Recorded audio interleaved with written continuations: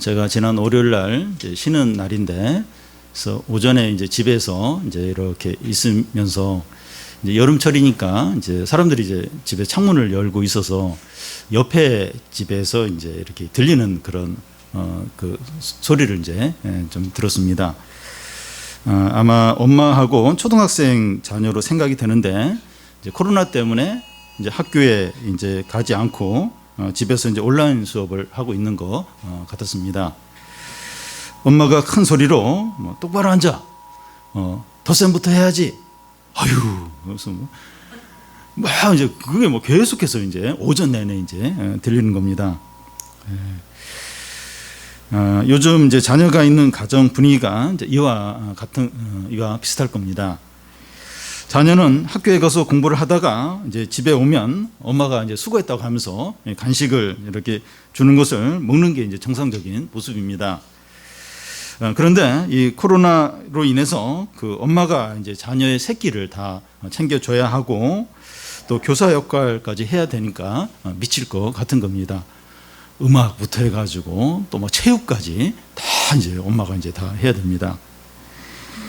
이 자녀는 자녀 나름대로 거의 24시간 이제 집에 있으면서 이 부모의 잔소리를 들어야 하니까 스트레스도 이제 엄청납니다. 이 코로나로 인해서 이 부모와 자녀와의 관계가 더 악화가 되고 또 이 공부가 더 하기 싫어하는 그런 어떤 게 되지 않을까 하는 생각이 듭니다. 우리가 영화나 드라마를 볼 때는 1시간이 금방 지나가는데, 이 강의를 듣거나 수업을 할 때는 1시간이 너무 이제 길게 느껴질 때가 있습니다. 자기가 좋아하는 취미 생활이나 운동을 할 때는 땀이 나도록 해도 힘들지 않은데, 이 집안일이나 청소는 조금만 해도 힘들고 그만하고 싶은 생각이 듭니다. 이런 차이가 생기는 이유는 그 일을 좋아하지 않느냐 하는 것에 달려 있습니다. 자기가 좋아하는 일을 할 때는 남들이 볼 때 힘들어 보여도 힘들지가 않습니다. 신앙생활을 하는 것도 어떤 사람에게는 교회 오는 게 직장 출근이나 학교 가는 것처럼 여겨질 수 있습니다. 예배 시간이 수업 시간으로 여기고 또 성경 읽기나 큐티도 이제 숙제하는 것처럼 여겨질 수 있습니다. 그런데 어떤 사람에게는 그 예배 시간이 드라마 보는 것보다 더 좋고, 또 성경 읽기나 큐티가 맛있는 음식을 먹는 것보다 더 행복하게 느껴지는 겁니다. 이런 차이가 어디서 옵니까? 우리가 그리스도 안에서 놀라운 신분 변화가 생긴 것을 아는가? 그걸 아는가? 우리가 얼마나 영광스럽고 존귀하고 복된 자가 되었는 것을 깨닫는가? 이런 변화가 얼마나 참되고 진실하고 영원한가 하는 것을 느끼느냐 하는 것에 달려 있습니다. 우리가 이런 사실을 알고 느끼고 깨달을 때 기뻐하며 감사하며 신앙생활을 하게 됩니다. 누가 무슨 말을 하지 않아도 스스로 예배 드리려고 하고 또 기도하려고 하고 성경을 읽으려고 하고 죄를 짓지 않으려고 합니다. 바울은 이제 에베소 성도들에게 그 옛사람을 벗어버리고 새사람을 입으라고 했습니다. 그리스도인들은 그 욕심에 따라서 사는 옛사람을 벗어버리고 이 하나님을 따라서 사는 새사람을 적극적으로 입어야 합니다. 우리는 지난 시간에 그 새사람을 입는 것이 어떤 것인가 살펴봤습니다. 새사람을 입는다고 한 것은 거짓을 버리고 참된 것을 말하고, 분을 내어도 죄를 짓지 않고, 도둑질을 버리고 수고하고 선한 일을 하고, 더러운 말을 버리고 이 덕을 세우고 은혜를 끼치는 말을 하는 게 새 사람을 입는 겁니다. 그런데 우리가 이제 무엇을 하지 말고 무엇을 해야 한다는 이제 그런 말을 들을 때 유교나 불교나 다른 종교와 차이가 뭔가 하는 생각이 들 수 있습니다. 각 종교 나름대로 해야 할 것과 하지 말아야 될 것을 말하고 있기 때문입니다. 철학이나 윤리운동가들도 하지 말아야 될 것, 해야 될 것 하는 것을 이야기합니다. 이런 사람들이 주장하는 것과 기독교가 주장하는 것들이 항목에만 좀 차이가 있을 뿐이지 같은 거 아닌가 하는 겁니다. 오늘 말씀은 그것들과 기독교의 본질적인 차이가 무엇인가 하는 것을 이제 말씀합니다. 보니까 뭐 기독교에서 이야기하는 거하고 또 뭐 불교나 철학이나 또 무슨 이렇게 어떤 그 윤리를 가르치는 사람하고 비슷한 것 같다는 거예요. 그래서 그게 무슨 차이가 있는가? 꼭 예수님을 믿어야 되는가? 이런 생각이 들 수 있는데, 이제 그런 것들하고 기독교하고 본질적인 차이가 뭐냐 하는 것을 살펴보겠습니다. 신앙생활은 어떤 도덕 조항들이나 의무들을 행하는 것이 절대로 아닙니다. 단지 지옥에 가지 않고 천국에 가기 위해서 예배드리고 기도하고 선행을 하는 것이 아니라는 겁니다. 먼저 이 성도가 무엇을 하지 않고 무엇을 해야 하는 진정한 이유가 뭐냐 하는 겁니다. 30절을 보면 하나님의 성령을 근심하게 하지 말라. 그 안에서 너희가 구원의 날까지 인치심을 받았느니라. 앞에서 이 새 사람을 입는 것은 이런 것들을 하지 말고 또 저런 것들을 해야 한다고 하였습니다. 그런데 이 30절에 바로 이어서 하나님의 성령을 근심하게 하지 말라 이렇게 말합니다. 이 거짓을 말하고 도둑질을 하고 더러운 것을 말하는 게 성령을 근심하게 하는 일이라는 거예요. 여기에 이제 기독교와 이제 다른 윤리 운동의 본질적인 차이가 있습니다. 우리가 무엇을 하고 무엇을 하지 않는 것은 하나님과의 관계 때문입니다.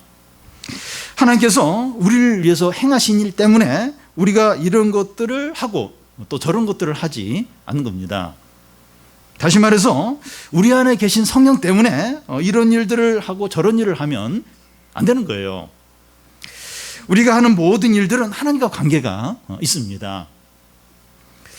바울이 이제 에베소서 쓸 때가 기원 후 이제 1세기인데 로마 시대, 로마의 아주 전성기에 해당하는 때입니다. 그 당시에 대표적인 두 철학 학파가 스토아 학파하고 또 에피쿠로스 학파입니다. 스토아 학파는 이제 금욕주의라고 이렇게 말할 수 있고, 에피쿠로스 학파는 쾌락주의라고 이렇게 말할 수 있는데 그건 너무 단순하게 이제 말하는 것이고, 이 스토아 학파는 이제 공적인 어떤 삶을 중시한다면 에피쿠로스 학파는 어떤 개인의 행복, 어떤 개인의 삶을 이렇게 중시한다고 할 수 있습니다. 스토아 학파의 대표적인 인물이 로마 황제 마르쿠스 아우렐리우스입니다. 마르쿠스 황제의 삶이 그 스토아 학파가 어떤 철학인가 하는 것을 이제 보여준다고 할 수 있는데요. 이성적이고 도덕적이고 또 공의를 중시하고 절제하고 성실한 삶을 이제 사는 겁니다.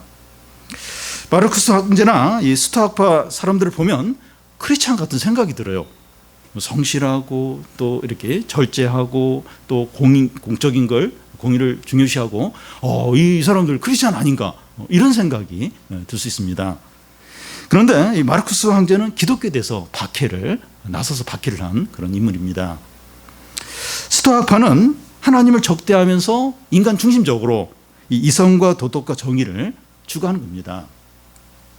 우리 주에도 성실하고 또 정의를 중요하게 여기고 도덕적으로 이제 살아서 저 사람 크리스찬 아닌가, 이제 그런 생각이 드는데 기독교에서 아주 비판적인 그런 사람들을 우리가 볼 때가 있습니다. 근데 우리는 이 크리스찬이 우리는 하나님을 경외함으로 모든 것을 이제 합니다. 그래서 이 그리스도인들이 어떤 말을 하고 행동을 할 때 하나님께서 기뻐하실까? 하나님의 은혜와 사랑에 합당한가? 하나님의 자녀로서 합당한가? 하는 걸 생각하면서 행동을 이제 합니다. 여러분, 이 하나님의 성령을 근심하게 하지 말라 하는 말씀의 전제가 뭔가 하면 성령이 우리 안에 계시다는 거예요. 그걸 이제 전제를 이제 합니다. 성령은 모든 믿는 자들 안에 계십니다. 성령이 그 안에 계시지 않는 자는 그리스도인이 아닙니다. 그리스도의 영이 없으면 그리스도의 사람이 아니다, 이렇게 바울이 로마서에서 말했습니다. 우리는 우리 안에 성령이 계시다는 것을 항상 인식을 해야 합니다. 성령께서 어떤 때는 떠나시고 어떤 때는 계신 것이 아닙니다. 믿는 자들 안에 한 번 들어오신 성령은 절대로 떠나시지 않습니다. 그런데 우리 안에 성령이 계시다는 것을 잘 못 느끼는 이유는 성령이 너무나 겸손하고 온유하시기 때문입니다. 그래서 우리가 성령을 잘 못 느낄 때가 있는 것이지, 성령이 뭐 계시지 않거나 뭐 떠나시거나 그러는 경우는 없습니다. 우리 안에 성령이 항상 계시다면 우리는 어떻게 해야 됩니까? 우리가 잘 못 느껴도 이제 성령이 항상 계세요. 믿는 자들 안에 성령이 항상 계십니다. 그럼 우리는 어떻게 해야 됩니까? 어떻게 살아야 됩니까? 예를 들어 우리 집에 귀한 손님이 왔어요. 귀한 손님이 오셨으면 어떻게 해야 합니까? 식사 준비도 신경을 써야 되고, 자녀들, 가족들도 이렇게 조용히 시키고, TV 보는 것도 좀 줄이고, 누군가로부터 전화가 와도 다음에 통화하자고 하면서 이 귀한 손님에게 모든 것을 맞추게 됩니다. 그런데 귀한 손님이 왔는데도 마실 것도 주지 않고 핸드폰에 빠져 있고 약속 있다고 밖으로 나가버리면 귀한 손님에게 신뢰를 하는 거죠. 귀한 손님을 이제 무시하는 게 됩니다. 그런데 우리가 성령께 그럴 수 있습니다. 신경을 쓰지 않는 거예요. 성령이 우리 안에 계시다는 것을 잊어버리고 이제 사는 겁니다. 어떤 사람이 우리와 함께 있어요. 우리 옆에 있는데 없는 것처럼 신경을 쓰지 않고 행동하는 것보다 그를 무시하는 게 없을 겁니다. 회사에 이제 사장님이 있는데 아랫사람들이 중요한 결정을 다 하고 다 처리해 버리면 사장님을 무시하는 게 되죠. 얼굴을 이제 마주쳤는데 인사는 아는 채를 하지 않고, 또 전화를 했는데 꺼버려요. 문자를 보냈는데 답장을 하지 않을 때 투명인간 취급을 이제 받는 거죠. 이런 식으로 우리 안에 계신 성령을 무시할 때가 너무나 많습니다. 이런 식으로 투명인간처럼 이렇게 우리 안에 계신 성령을 그렇게 무시할 때가 너무나도 많습니다. 여러분, 우리가 이 성령을 쉽게 잊어버리고 인식하지 못하는 이유 중에 또 하나가 이 성령을 물질적인 것이나 능력과 같은 어떤 세력으로 여기기 때문입니다. 성령을 부어주소서, 이런 말을 우리가 이제 종종 이제 사용하는데, 이런 표현들이 성령을 물질적인 것으로 이제 생각을 하게 되는 이유가 됩니다. 삼손에게 성령이 임해서 1,000명을 이제 블레셋 사람 1,000명을 죽이게 되는데, 이 성령을 어떤 능력이나 강한 세력으로 이제 생각을 하게 되는 거예요. 성령이 임하니까 엄청난 어떤 일이 일어나는구나. 성령을 어떤 강한 어떤 세력, 능력으로 이제 생각을 하기가 쉽죠. 그런데 하나님의 성령을 이제 근심하게 하지 말라 하는데, 이 근심한다고 하는 것은 그 헬라어 의미를 보면 슬퍼하고 번민하고 고통스러워하는 것을 말합니다. 성령이 이런 식으로 근심을 한다고 하는 것은 인격적인 존재라는 것을 의미합니다. 물질적인 요소나 능력은 근심을 안 해요. 능력이 무슨 근심을 합니까? 물질적인 존재는 근심을 하지 않습니다.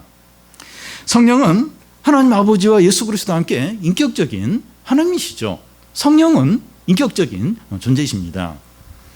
그래서 성령은 우리 안에 기뻐하시기도 하고 또 근심하기도 이제 하십니다. 그러면 어떨 때 성령이 근심을 하실까요? 우리 안에 성령이 계시는데 어떨 때 성령이 근심을 하시고 어떨 때 막 고통스러워 하실까요?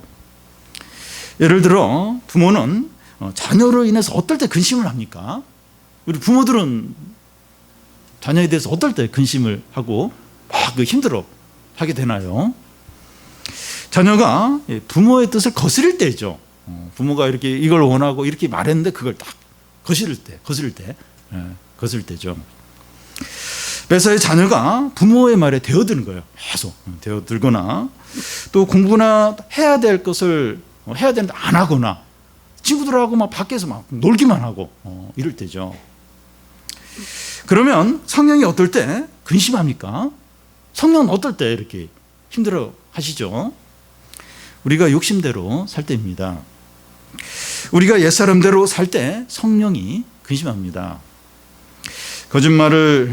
거짓을 말하고 분노를 계속 품는다든지, 남의 것을 이제 취하든지, 또 더러운 말을 하는 이런 모든 것들이 이제 옛사람의 일입니다. 이런 말과 행동을 하면 주위 사람들도 힘들어하지만 우리 안에 계신 성령이 가장 근심하세요. 가장 이제 성령이 힘들어하십니다. 우리가 욕심과 충동과 유혹대로 살 때 성령이 제일 힘들어요. 성령이 제일 힘들어요. 욕심대로, 유혹대로 막 이렇게 그렇게 우리 하고 싶은 대로 막 할 때 우리는 혹시 좋을지 몰라. 우리는 막 내 마음대로 하니까 좋을지 모르는데 성령은 너무나도 근심하세요. 너무나도 힘들어하십니다. 그래서 나를 기쁘게 하면 안 돼요. 나를 어떻게 하면 내가 기쁘게 할까, 행복할까? 그러면 성령은 힘들어하세요. 여러분, 성령은 겸손하고 온유하십니다. 성령은 우리가 죄를 지을 때 위경련을 일으키게 한다든지 또 교통사고가 나게 한다든지 가족 안에 큰 어려움이 생기게 하실 수도 있는데 그렇게 하지 않으시고 우리 안에서 근심하고 계세요. 성령 얼마나 온유하고 겸손한지 몰라요. 우리가 막 죄짓고 막 욕심으로 할 때 위를 잡아당기든지 막 창자를 막 비틀든지 이러면 막 이러면서 욕심으로 안 하겠습니다 이러면 그럴 것 같은데 그렇게 안 하세요. 그냥 우리 안에서 근심을, 성령은 그냥 근심을 얼마나 온유하고 겸손하신지 모릅니다. 여러분, 우리가 이 성령을 얼마나 이렇게 잊어버리고 무시할 때가 많습니까? 우리의 생각과 말과 행동으로 죄를 지을 때가 얼마나 많습니까? 그런데 우리 안에 계신 성령께서 그 모든 걸 다 아세요. 다 아시면서 급성맹장염을 같은 걸 일으키거나 또 막 사고가 일어나게 하시지 않고 그냥 근심만 하세요. 근심만. 탄식만 하죠. 탄식만. 얼마든지 그렇게 하시는데 그렇게 안 하시고 그냥 근심만 하세요. 막 고통스러워 이제 하시기만 하십니다. 근데 대신에 하는 일이 있어요. 성령이. 그렇게 막 위장을 막 뒤집었고 그렇게는 안 해도 성령이 근심하면서 하시는 일이 있어요. 무슨 일을 하십니까? 우리 안에 기쁨을 가져가시고 평안을 거두어 가시고 은혜를 가져가십니다. 우리 안에 계신 성령이 근심하면 우리 안에 기쁨이 없어요. 크리스찬은 그래요. 크리스찬은 우리 안에 계신 성령이 기뻐하지 않으면 우리 안에도 기쁨이 없게 됩니다. 밤새도록 이제 게임을 하거나 또 술을 마시거나 핸드폰을 했을 때 너무나 행복하고 또 기쁘고 시간을 참 보람있게 보냈다 이렇게 생각을 합니까? 그냥 밤새도록 막 영화를 보고 났더니 내가 지난밤에 너무 보람있게 보내서 너무 행복하다 그런 느낌을 받습니까? 후회가 되죠. 그리고 참 부끄럽고 그리고 자신이 막 비참하게 내가 또 그렇게 시간을 보냈구나 이러면서 후회를 하게 되죠. 여러분, 우리가 보고 싶은 거 다 보고 하고 싶은 거 다 하고 욕심대로 다 하면 굉장히 좋을 것 같은데 그러면 막 행복할 것 같아요. 그러기 전에는 막 그렇게 하면 너무 행복할 것 같은데 마음에 기쁨이 없고 평안이 없고 공허합니다. 그 사람이 크리스찬이라면 반드시 그래요. 믿지 않는 사람은 그냥 약간 기분이 나쁠 수 있어요. 조금 후회 정도 되는데 크리스찬이라면 진짜 공허해요. 기쁨이 하나도 없습니다. 그런 가운데서 예배를 드려도 감동이 없어요. 기도가 안 됩니다. 기도가 안 돼요. 하나도 안 들어와요.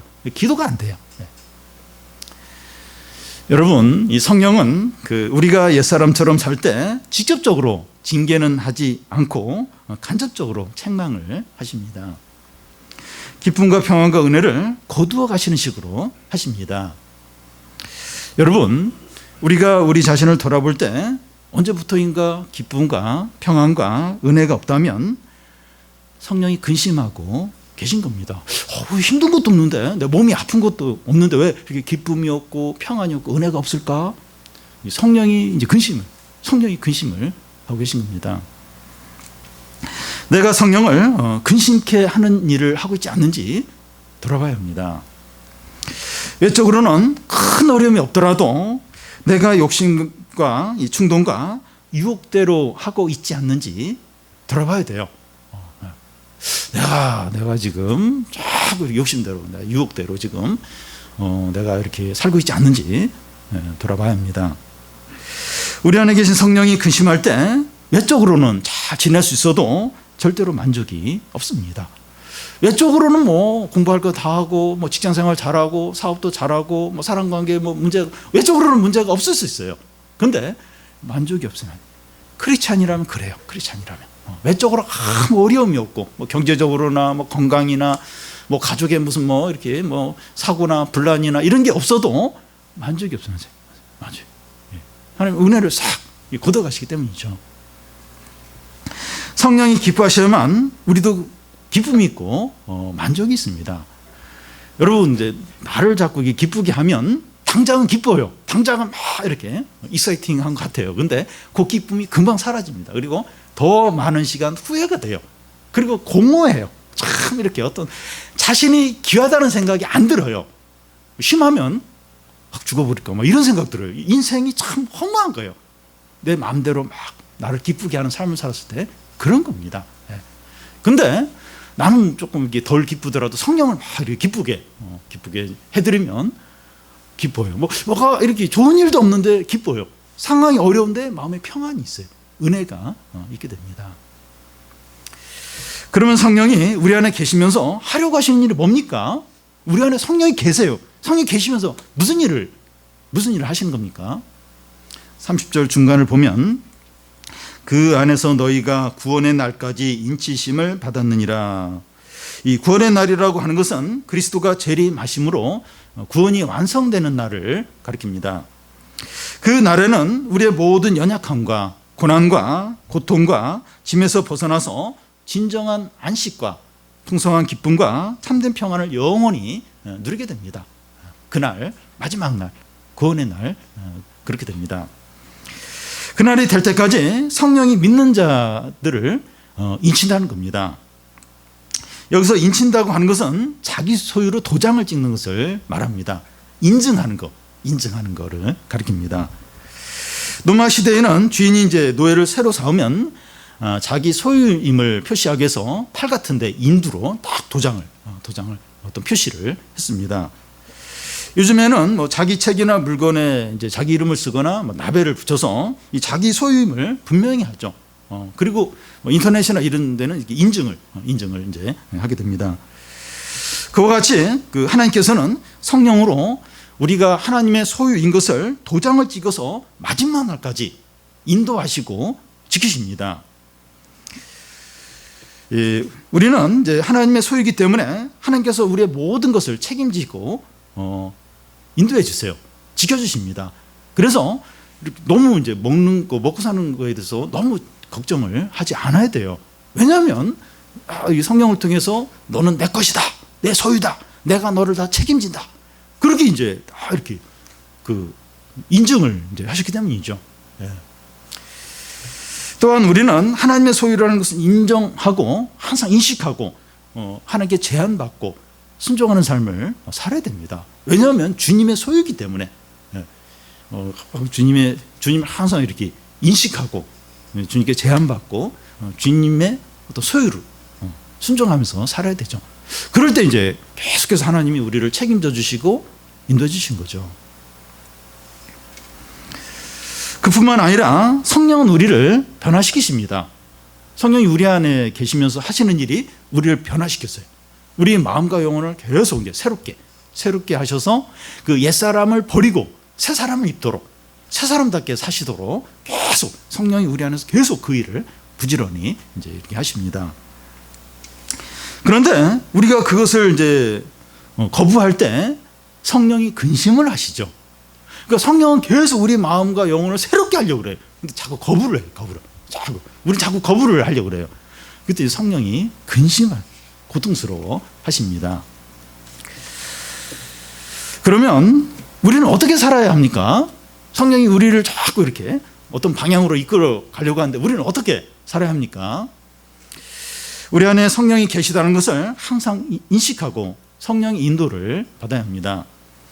성령께서 무엇을 원하시고 기뻐하시는가 생각을 하고 성령이 근심하실 일을 하지 않는 겁니다.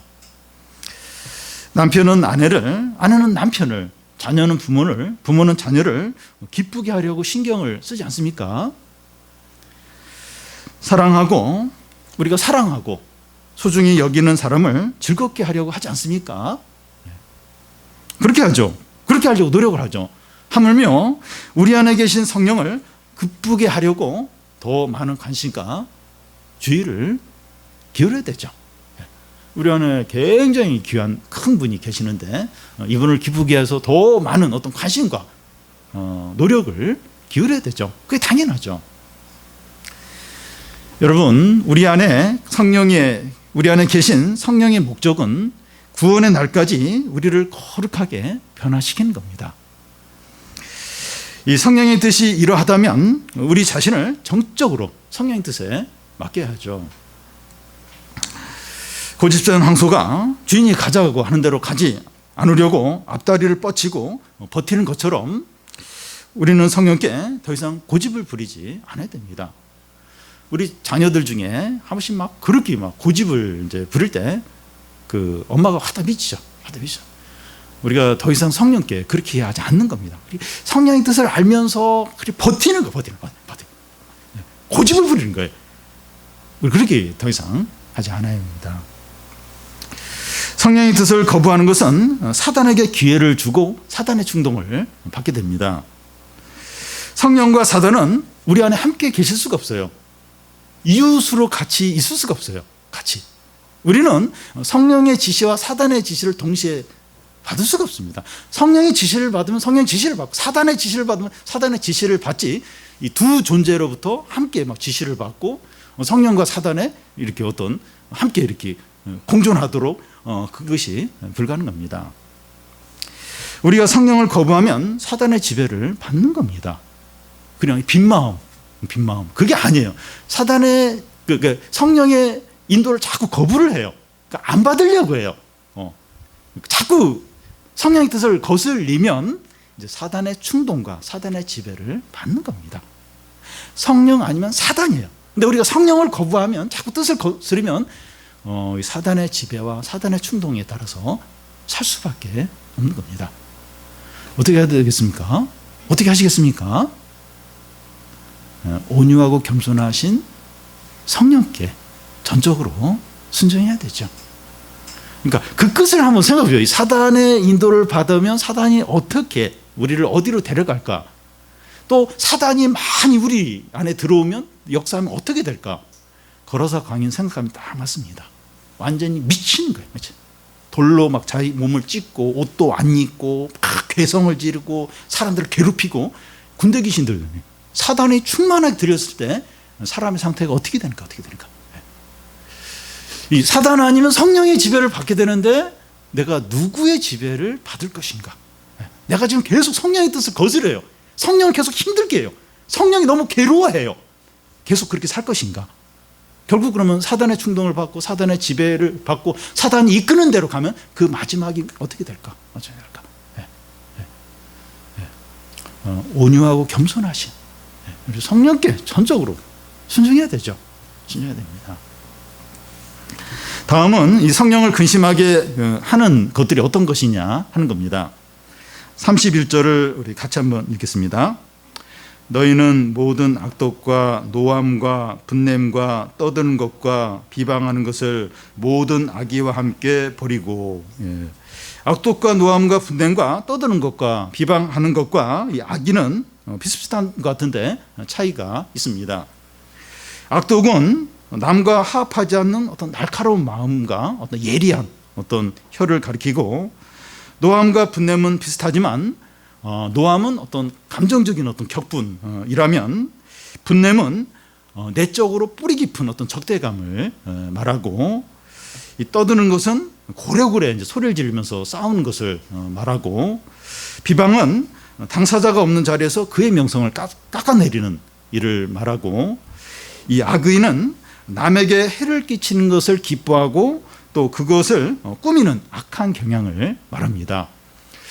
근데 지금 뭐 이런 악의와 분냄과 비방과 이런 걸 버리라고 하는데 누구에게 이걸 버리라고 하는가 하면 교회 밖에 있는 사람들, 또 아주 범죄자들, 그런 사람들에게 이걸 버리라고 하는 것이 아니라 에베소 성도들에게 이런 걸 버리라고 말하고 있습니다. 그러니까 오늘 우리들에게 이런 걸 버리라고 말하고 있다는 겁니다. 우리에게 이 남을 해치려는 악한 마음들이 있고, 또 상처를 주는 말들을 하고 고통을 주는 행동들을 할 때가 많이 있습니다. 여러분, 우리는 그 남의 허물과 죄를 너무나 잘 찾아내고 그런 걸 이야기하는 걸 좋아하고, 누가 우리에게 잘못을 하거나 손해를 입히면 절대로 참지 않고, 다른 사람을 세우고 인정하는 말은 잘 하지 않고, 깎아내리고 흠잡는데 열심을 내고, 겉으로는 웃고 잘 해주는 것 같지만 속으로는 미워할 때가 얼마나 많은지 모릅니다. 또 다른 사람이 잘 되는 것을 배아파해요. 그리고 잘 못 되는 걸 보고 너무나 이렇게 좋아할 때가 많습니다. 학생들 같은 경우는 뭐 성적이 막 자기와 경쟁이 돼서 시험 못 봤다 그러면 아유, 안 됐네. 말은 그렇게 하는데 속으로 너무 좋아요. 아유, 그랬구나. 너무 좋다. 그리고 뭐 옆에 회사 그거 막 부도가 나 그러면 너무, 그러니까 남들이 못 되는 거 보면 너무 좋아하는 거, 너무. 남들이 잘 되는 거 너무 힘들어요. 막 두통이 생깁니다. 그런 게 이제 우리들입니다. 특히 돈 문제나 자존심이 걸려 있을 때 모든 악함과 분노와 비방이 쏟아져 나오게 됩니다. 이런 것이 옛사람의 모습이에요. 우리가 이런 모습을 가질 때 성령이 근심해요. 근심합니다. 그러니까 바울이 에베소 성도들에게 이런 걸 버리라는 거예요. 그러니까 그런 걸 자꾸 우리가 행한다는 거예요. 이게 육신 옛사람의 일인데 우리가 이렇게 할 때 이제 성령이 근심하는 겁니다. 그런데 우리가 그리스도 밖에 있을 때 그 성령을 근심시키지는 않았습니다. 무슨 말인가 하면 그때는 성령을 거역하는 거죠. 여러분, 불신자는 성령을 근심시키는 게 아니라 거역을 합니다. 그러니까 그 성령을 근심시킨다는 것은 그리스도인에게만 해당이 돼요. 그래서 우리 안에 계신 성령을 이렇게 근심시키는 건 이제 그리스도인만이 하는 거죠. 여러분, 성령께서 우리로 인해서 근심을 하신다는 것은 우리가 참 존귀한 자다 하는 것을 의미합니다. 그러니까 그 크신 그 위대한 분이 우리 안에 계시면서 근심을 하신다. 그 자체가 우리가 굉장히 존귀한 자라는 것을 의미합니다. 이 장관이나 고위직에 있는 사람들이 말을 실수해가지고 그 자리에서 내려오는 경우가 있습니다. 일반 사람들이라면 뭐 그냥 지나갈 수 있는 일인데 중요한 사람들이기 때문에 이렇게 말 잘못하면 이제 그 자리에서 이제 내려오는 일이 있는 거죠. 여러분, 우리가 분을 오래 가지고 있거나 거짓말을 하거나 그 욕을 이제 하면 안 되는 이유가 뭔가 하면 우리는 너무나 중요한 사람이기 때문입니다. 그러니까 고위직에 있는 사람도 말실수하면 거기서 내려와야 돼요. 우리도 이렇게 막 분을 내거나 막 욕을 하거나 막 남 걸 이렇게 하면 안 되는 이유가 너무 중요한 존귀한 사람이기 때문이죠. 우리는 장관이나 국회의원보다 더 중요하고 존귀한 자들입니다.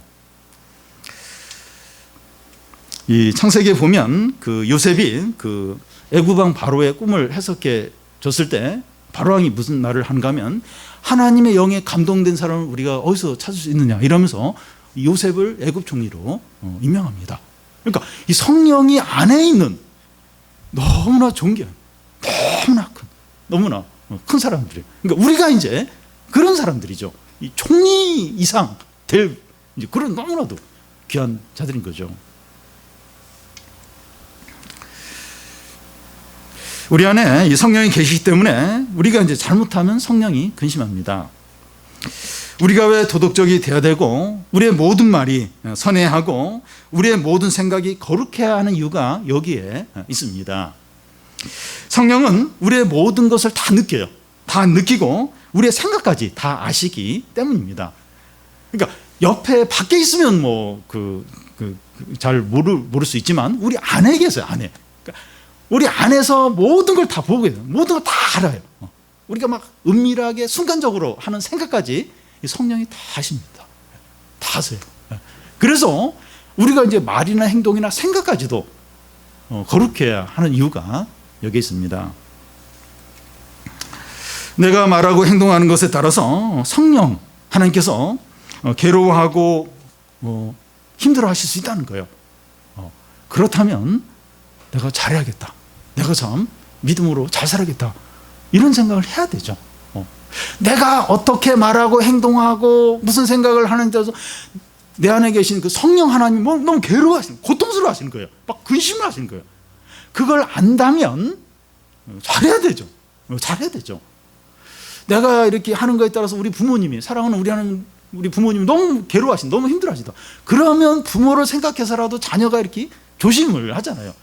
그와 같이 우리 안에 성령께서 다 하세요. 다 느껴요. 그렇다면 우리 말과 행동들, 생각도 조심을 해야 되죠. 막 화를 내고 싶고 말을 이렇게 공격을 하고 싶을 때 내 안에 성령께서 이렇게 하면 어떻게 느끼실까? 그걸 생각하면 이제 조심하고 절제를 해야 되죠. 그래서 우리는 어떻게 살아야 됩니까? 32절을 보면 같이 읽겠습니다.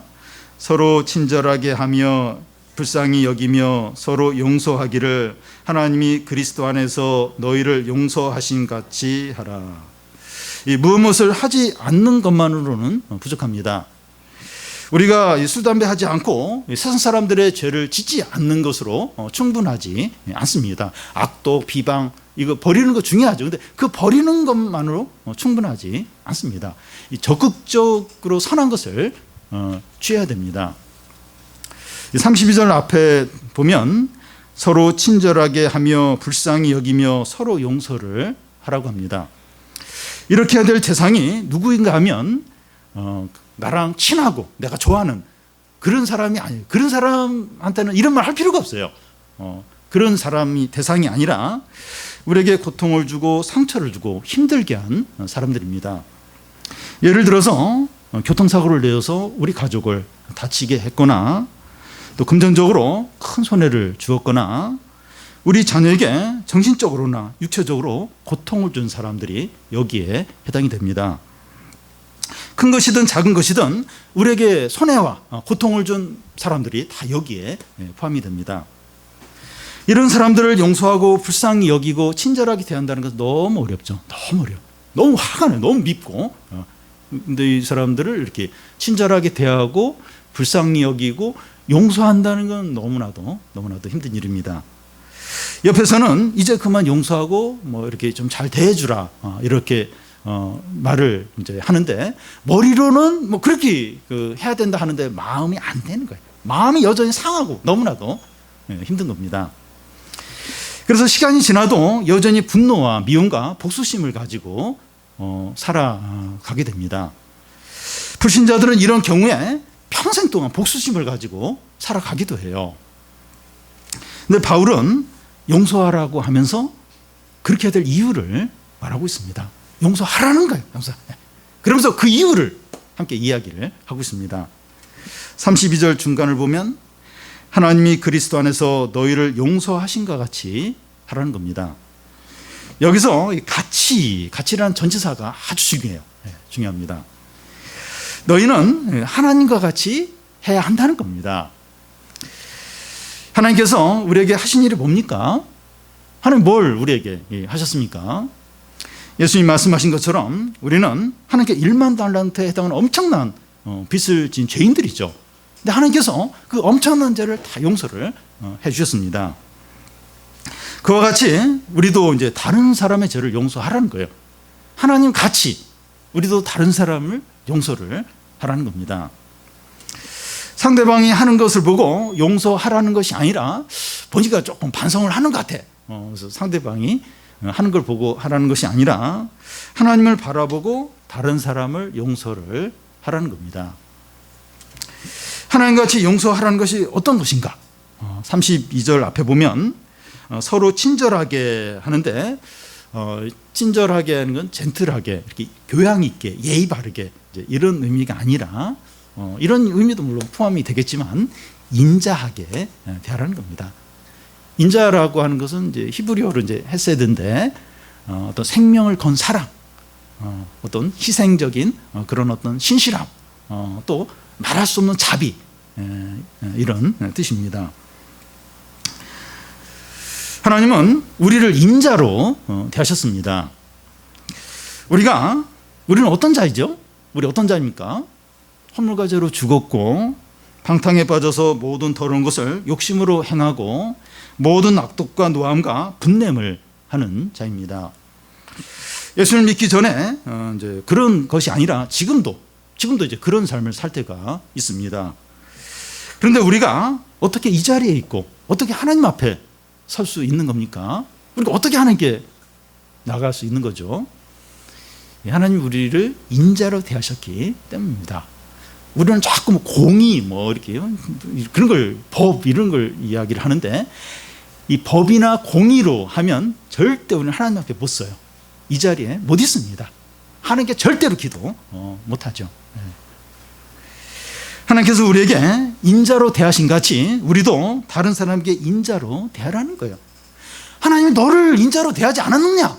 그러면 너도 다른 사람에게 인자를 베풀라는 겁니다. 이 같은 32절에 불쌍히 여기며 하는데 이 불쌍히 여긴다고 하는 것은 아무런 자격이 없고 가치도 없고 선한 것도 없는데 받아주고 사랑하시고 존귀 있게 하는 것을 말합니다. 어떤 묻는 병자가 예수님께 나와서 하는 말이 원하시면 저를 깨끗게 할 수 있나이다 이렇게 말합니다. 그래서 예수께서 그를 불쌍히 여기셔서 손을 대시면서 내가 원하노니 깨끗함을 받으라 이러면서 치료를 해줬습니다. 우리는 하나님 앞에서 영적인 묻는 병자죠. 진짜 이 벌레 같은 아주 혐오스러운 그런 죄인들이었는데 우리를 불쌍히 여기셔서 깨끗게 하신 겁니다. 여러분 우리에게 선한 것이나 대단한 것이나 특별한 것이 있어서 하나님이 받아주신 것이 아니에요. 우리가 남들보다 나은 게 있어서 우리를 받아주신 것이 절대로 아닙니다. 예수님은 의를 부르러 온 것이 아니라 죄를 부르러 오셨다고 하는데 우리가 철저한 죄인이죠. 그래서 하나님 우리를 불쌍히 여기셔서 받아주신 거죠.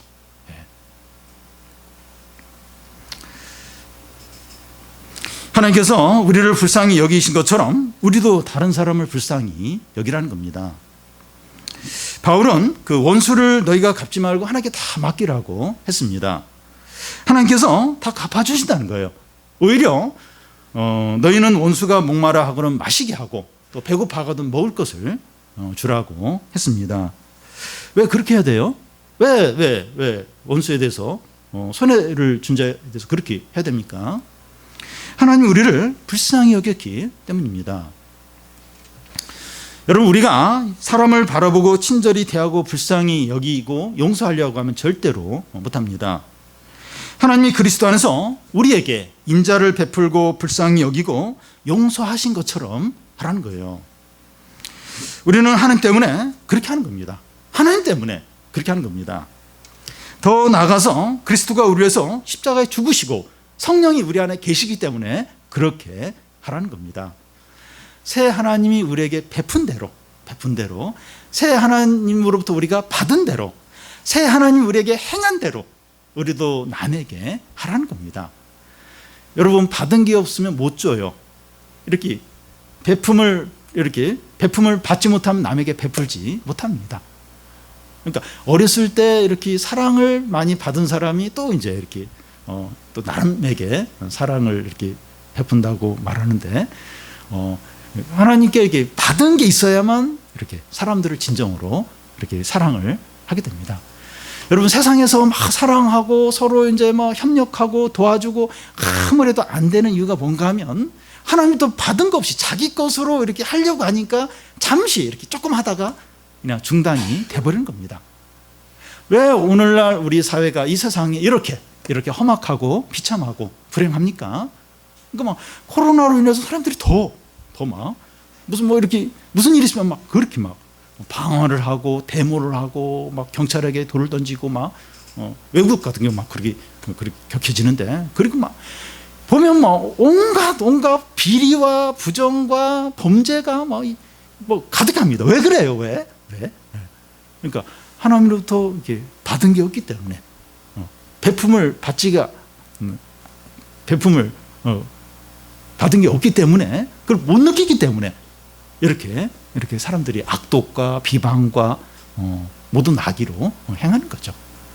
우리가 이렇게 다른 사람들에게 뿐만 아니라 손해와 상처를 준 그런 사람들, 원수 같은 사람들에게 인자를 베풀고 불쌍히 여기고 용서를 할 수 있는 이유가 새 하나님으로 받은 거예요.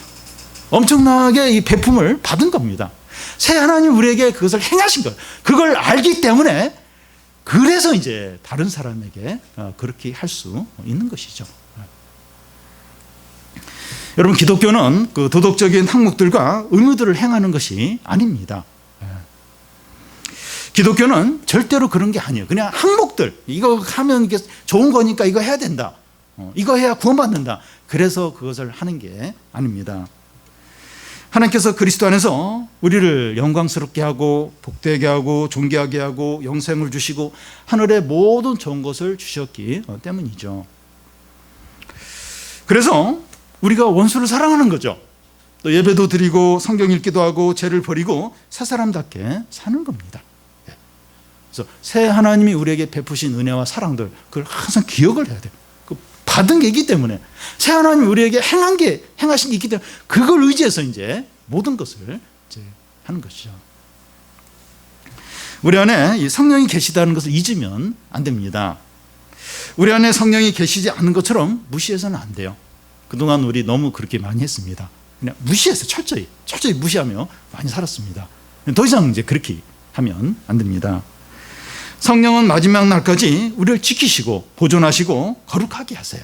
계속하게 그렇게 계속 우리 안에서 그렇게 일하십니다. 성령을 높이시기 바라요. 성령을 높임을 받기에 합당해요. 높이시는 거예요. 우리가 성령께 전적으로 순종할 때 성령은 높임을 받아요. 우리가 뭐 다른 거 안 해도 뭐 성령께 높임을 받아요, 그런 말 하지 않아도 우리가 성령께 순종할 때 높임을 받습니다.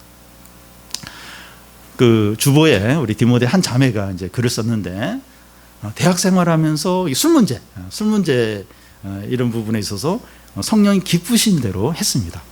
그러니까 뭐 선배 또 친구 후배들이 이렇게 하나님께 관심을 갖고, 나 전에 신앙생활 안 했는데 신앙생활을 하고 싶다, 이런 어떤 전도의 일이 일어나는 겁니다. 우리가 성령을 기쁘시게 할 때, 그럴 때 나도 기뻐요. 나도 기쁘고 사람들을 이제 주님께로 이끌고, 그리고 영생을 누리게 되고 구원을 누리게 되고 하나님의 모든 축복을 다 누리게 됩니다. 그러니까 성령을 기쁘시게 하니까 성령이 마음껏 우리를 인도하죠. 생명과 능력과 하나님 모든 좋은 것으로 인도해서 누리게 하시죠. 하나님이 그리스도 안에서 우리에게 하신 것처럼 다른 사람, 곧 원수 같은 사람들에게 하시기 바랍니다. 하나님이 하신 그걸 근거해서 하는 겁니다. 이렇게 할 때 우리 안에 계신 성령이 너무나 기뻐하시죠. 성령이 기뻐하시면 우리 안에도 말할 수 없는 기쁨이 넘치게 됩니다. 우리가 얼마나 존귀하고 복된 자인가 생각을 하고 성령을 더 이상 근심시키지 않기를 바랍니다. 우리가 성령을 기쁘게 하고 하나님께 영광 돌리고 예수 그리스도께 순종함으로 새 사람답게 사는 겁니다. 그리고 이렇게 원수 같은 사람들, 상처를 준 사람들, 그 사람들에게 인자를 베풀고 불쌍히 여기고 용서를 하는 겁니다. 그래서 성령을 기쁘게 하고 성령을 높이고 우리도 기쁘고 또 하나님의 은혜를 누리고 사람들을 살리는 성도들이 다 되시기를 바랍니다.